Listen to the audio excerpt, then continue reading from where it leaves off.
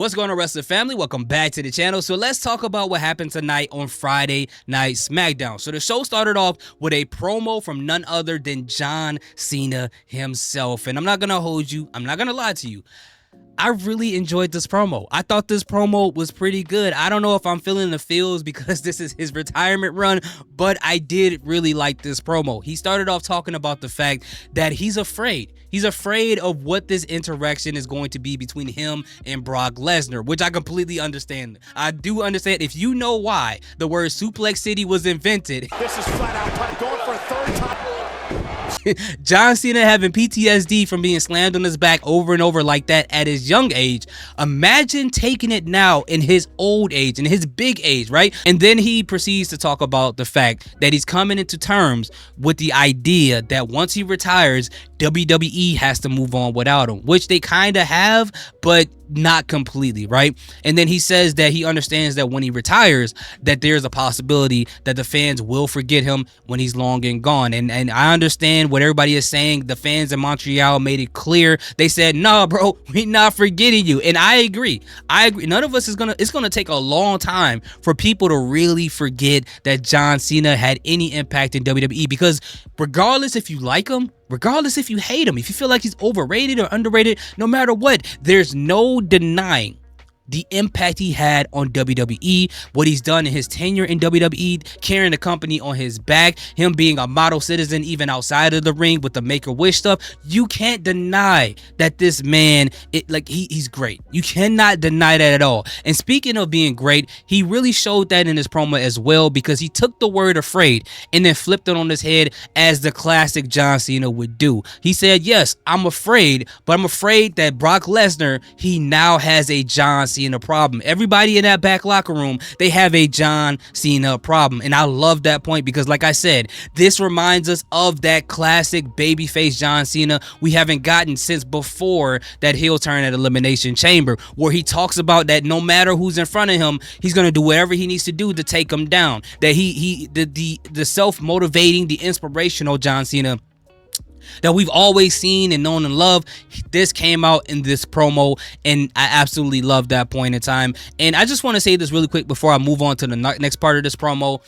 I'm happy that WWE has chosen to stop the heel turn of John Cena at this point in time. Now, I didn't hate it as much as other people did, but I knew it wasn't good. I knew it wasn't good, and I love the fact that WWE decided to stop it now, regardless if why it happened and why it stopped doesn't make a lot of sense, but it makes sense for them to do that now because John Cena doesn't have a lot of time left. If they were to have him be a heel all the way until his final match and have him turn babyface from there, it'd have felt like we all got robbed of something. And think about this.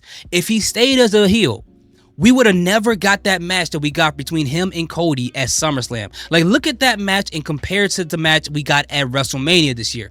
It is night and day, and the only difference is that John Cena was a heel in one and he was a babyface in another. So, shout out to WWE for making a change. It doesn't make a lot of sense, but I'm happy that they did this. So, but then we got Logan Paul. He came out, interrupted John Cena, and basically told him, "You're giving out matches like it's a charity case. Why not give me a match at Clash at Paris?" And John Cena begins to accept the challenge. And out comes Drew McIntyre, attacks John Cena from behind. Logan Paul and Drew McIntyre attacks John, and then out comes the Super Saiyan Pastor himself, Cody Rhodes, to come out for the save, which we all knew that was going to happen. And this pretty much set up the main event, which was a tag team match between John Cena, Cody Rhodes versus Drew McIntyre and Logan Paul. Now, there was a bunch of other things that happened here at SmackDown, but I don't think a lot of it is really notable. Like Sami Zayn beat Solo Sikoa in the singles match. I don't know where that's going to go from here.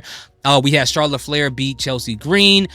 We had a couple of other things, and it was a segment that was really funny, but another one that was like, what exactly is happening here? John Cena's there. R-Truth now, he's probably going to be R-Truth now, walks up to him. They do this whole mirror dance move or whatever you want to call it. And R-Truth is like, "It's really you. It's really you. If you're back, then I'm back." And that pretty much told us that R-Truth is back to being his goofy and funny self, which is pretty jarring because now it's like, bro, you just shaved your whole head. You can turn babyface all you want to, but that hair ain't coming back anytime soon, bro. It just looked crazy. He got the whole burnt bowling ball look on the top of his head. But John Cena's back, so now R-Truth is back to being a babyface.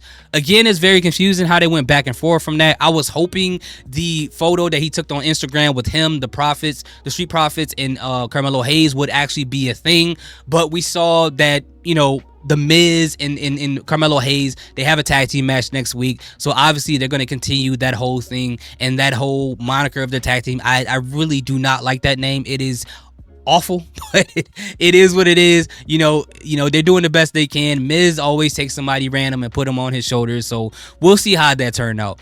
But for more important things to talk about, we had the main event that happened, the tag match I was talking to you guys about earlier, and at the end of the match, right? The match it was cool, but at the end of the match, you saw Drew McIntyre kicking Cody Rhodes under the announcement table. I didn't even know you can kick people through that. I didn't even know that sign was paper, but he was under it, and Drew McIntyre was talking in his ear. And I think this suggests that we're going to get Drew McIntyre versus Cody Rhodes for the championship at Clash at Paris. Now, this is going to be very interesting, and I know that Cody Rhodes is not going to lose that match at Clash at Paris, but with Cody Rhodes, the tradition with him, especially with a title, whenever he has a feud, he has feuds in threes, right? He has 3 matches in almost every feud. You've seen it with Seth Rollins, you've seen it with AJ Styles, you've seen it with a couple of other people, right? Brock Lesnar, so many other people. So I think this feud should not be an exception to the rule. For him having a feud with 3 matches with Drew McIntyre, I think it'll be fantastic. And if they were to decide to do this, which they could, I would love it if Drew McIntyre were to win the title from Cody Rhodes from their 3rd match at whatever the 3rd pay-per-view is coming up. That would be great to see, right? That would be great for Drew McIntyre because we all know that he definitely deserves it. He really does. What they did to him last year with the Money in the Bank contract, I felt like that was highly disrespectful, right? What they did with him at WrestleMania was, was hot, when he got robbed because we saw that Damian Priest cashed in on him. that was disrespectful too. But I get that that's his story. He keeps getting robbed. He keeps getting done dirty, and that's the height of his frustration at this point in time. But I think it's time to reward the man. Since the pandemic era, we haven't seen him with a world championship. I think this has got to be the time. And Drew McIntyre is so petty. It's going to be very interesting to see his petty go against somebody like a Cody Rhodes who's trying to stay being a model citizen. And we've seen this in Cody Rhodes feuds. Every one of his feuds, at one point in time, especially towards the end, he starts to crash out. He starts to go crazy. He tried to kill AJ Styles in an I Quit match. He didn't care about Kevin Owens when the man got his head bent through a ladder in his match against in Royal Rumble. He almost killed John Cena at SummerSlam with the turnbuckle when he ripped it off of the pole and did that. So if anybody else is going to take him to that point where he's going to crash out again, it's going to be Drew McIntyre. As petty as he is, it's going to take him to that point. We saw how it was with CM Punk. So it's going to be very interesting to see Cody Rhodes go against somebody. And I love this because when Cody Rhodes got drafted to SmackDown, he didn't really have any formidable heels. They had AJ Styles, but then they had to turn Kevin Owens into a heel for Cody Rhodes to have somebody who's a formidable heel to face. But now he got somebody like a Drew McIntyre, and the promos, the situations, all these different things. If they do something like they had Triple H going to Randy Orton's house, if Drew McIntyre does that to Cody Rhodes, that would be so amazing. But at the end of the day, I think SmackDown was a pretty decent show, but I like more of what could come out of this as opposed to the show, but the show wasn't bad overall. So what do you guys think? Let me know in the comment section. Sorry I'm so yappy right now. I don't know why. I think it's because I drunk some Celsius, but that's neither here nor there. Thank you so much for watching. If you haven't already, go ahead, hit that like and subscribe button. Salute, peace, have a great day.